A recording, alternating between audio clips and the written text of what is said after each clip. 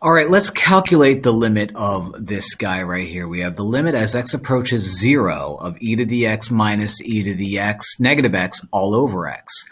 So I guess if I plug in 0, I get 1.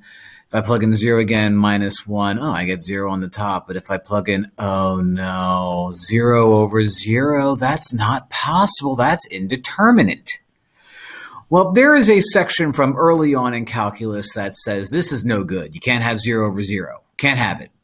So what happens when you do that? Normally you try to find ways to make this just one, like this one function or this one fraction, not one fraction, but I can't do that here.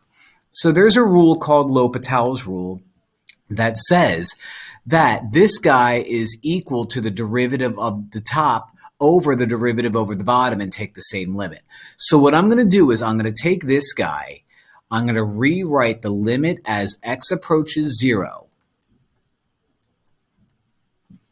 of e to the x. So I'm going to take the derivative of e to the x. So e to the x is e to the x minus, I'm going to take the derivative of e to the negative x. So this is chain rule.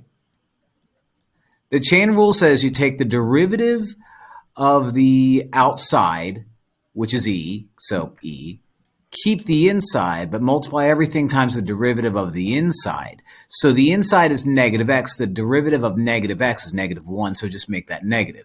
So e to the negative x became negative e to the x, so this becomes e to the negative x, positive. Take the derivative of the bottom 2, that becomes 1. Now I plug it in and see what happens again. So I get e to the 0 plus e to the negative 0 over 1. E to the 0 is 1. E to the negative 0 is the same thing as e to the 0, which is 1 over 1. And I get 2. So again, the trick here is if you plug in your limit and you get 0 over 0, which is impossible, take the derivative of the top, take the derivative of the bottom, try it again. If it happens again, do the exact same thing. Repeat until you finally get yourselves a solid number, which is what I got. The answer here is 2.